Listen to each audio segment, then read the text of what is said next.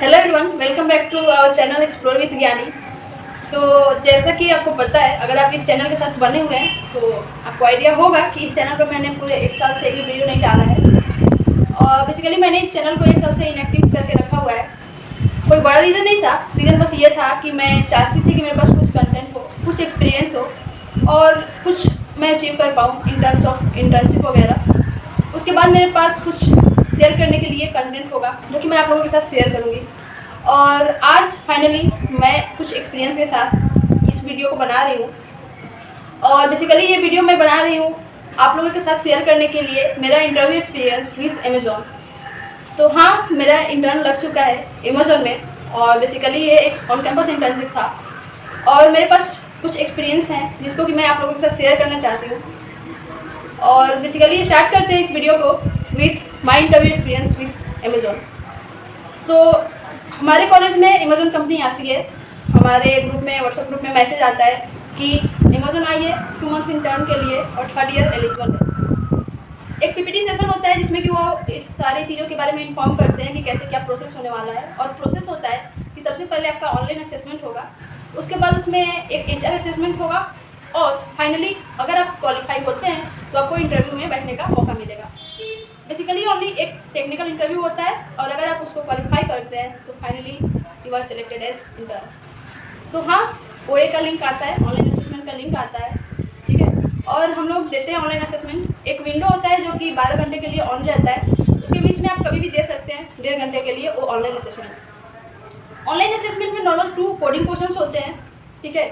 मेरे online assessment में 2 coding questions थे और वो कोडिंग क्वेश्चंस इतने ज़्यादा हार्ड नहीं थे। लाइक स्ट्रिंग का एक क्वेश्चन था और दूसरा क्वेश्चन भी स्लाइडिंग विंडो टाइप था, ठीक है।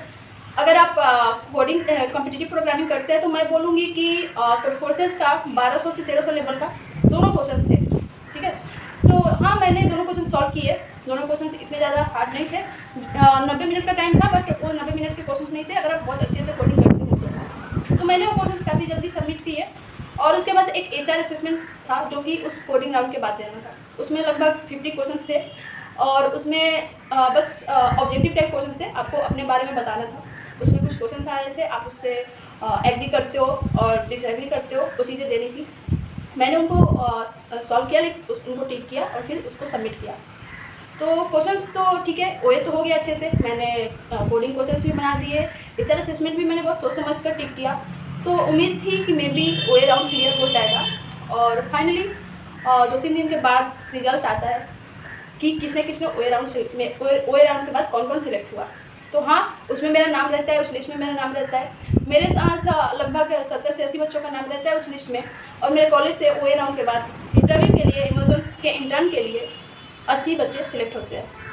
अब मेरे को थोड़ा सा प्रेशर फील होता है, थोड़ा सा टेंशन फील होता है कि हाँ, मुझे इंटरव्यू की तैयारी करनी चाहिए। हालांकि मैंने लगभग बहुत सारे प्रॉब्लम सॉल्व किए थे डीएसए रिलेटेड और कम्पिटिटिव प्रोग्रामिंग में भी, बट अगेन प्रेशर, इंटरव्यू का प्रेशर कुछ अलग होता है। मैं लग गई इंटरव्यू के प्रिपरेशन में।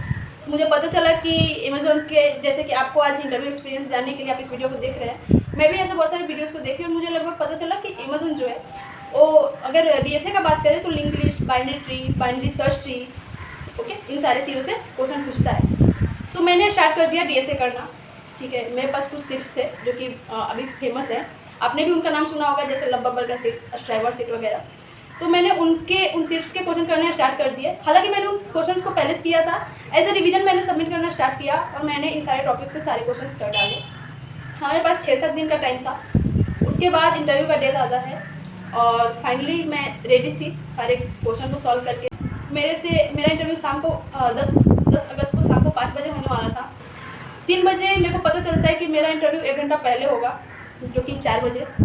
तो मैं रेडी होती हूँ कि चलो अब 1 घंटा बाद इंटरव्यू होने वाला है। मैं एंटर करती हूँ मीटिंग में और वहाँ 2 इंटरव्यूअर थे, एक जो कि इंटरव्यू ले रहे थे और एक में भी टेक्निकल मैनेजमेंट के लिए थे। तो उन्होंने डायरेक्ट मेरे से डीएसए क्वेश्चन पूछा और मैं चाहती भी थी कि वो मेरे से डीएसए क्वेश्चन ही पूछे। तो इसलिए मैंने इंट्रो जो दिया था उसमें प्रोजेक्ट का डिस्कशन ही नहीं किया था, क्योंकि मतलब मेरा इंटरेस्ट था डीएसए में, तो मैं सोचती थी डायरेक्ट वो डीएसए क्वेश्चन ही पूछे। उन्होंने डीएसए क्वेश्चन पूछा और फर्स्ट क्वेश्चन उन्होंने पूछा मेरे से बाइनरी ट्री से। बाइनरी ट्री का एक क्वेश्चन था, longest zigzag path sum, okay, longest zigzag path in a binary tree. तो उन्होंने मुझसे पूछा कि एक बाइनरी ट्री दिया हुआ है आपको और उसमें आपको लॉन्गेस्ट जिगजैग पाथ बताना है। मैंने ये क्वेश्चन पहले से नहीं किया हुआ था, मैंने इस टाइप का क्वेश्चन किया हुआ था इन द सेंस कि मैंने लॉन्गेस्ट पाथ निकाला था एक बाइनरी ट्री में जिसमें कि कोई कांस्टेंट ना हो जिगजैग पाथ का, और मैंने अलग से क्वेश्चन किया हुआ था कि जिगजैग पाथ निकालो एक बाइनरी ट्री में। बट जो क्वेश्चन मेरे से पूछा गया था वो इन दोनों का कंबाइंड फॉर्म था। मैंने स्टार्टिंग में उस क्वेश्चन को ट्राई किया, मैंने उस क्वेश्चन को सॉल्व भी कर दिया। मेरे को लगा कि ये क्वेश्चन मैंने उनको अप्रोच बताया, वो सेटिस्फाइड भी थे, सेटिस्फाइड थे। उन्होंने बोला कोड करो, मैंने कोड किया। उन्होंने एक एग्जांपल दिया ड्राई रन करने, मैंने उस एग्जांपल को ड्राई रन भी किया, बट मे बी मेरा कोड कहीं ना कहीं गलत था। उन्होंने एक और एग्जांपल दिया, बोला कि इस एग्जांपल को ड्राई रन करके बताओ। और जब मैं ड्राई रन कर रही थी तो लगभग 25 मिनट बीत चुके थे मेरे इंटरव्यू के, और फाइनली मैं वहाँ फंस गई। उस एग्जाम्पल में मेरा कोड फेल हो रहा था। फिर मैं थोड़ी सी नर्वस हुई क्योंकि 25 मिनट बीत चुके थे और ऐसा था कि अमेज़न के इंटरव्यू में 2 क्वेश्चंस पूछे जाते हैं। तो उन्होंने बोला कि अपने कोड को रिसॉल्व करने।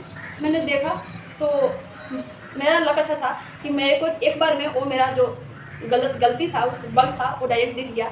मैंने उस बग को जल्दी से सही किया और मैंने को बोला कि okay my code is now updated, अब मैं ड्राई रन करती हूँ।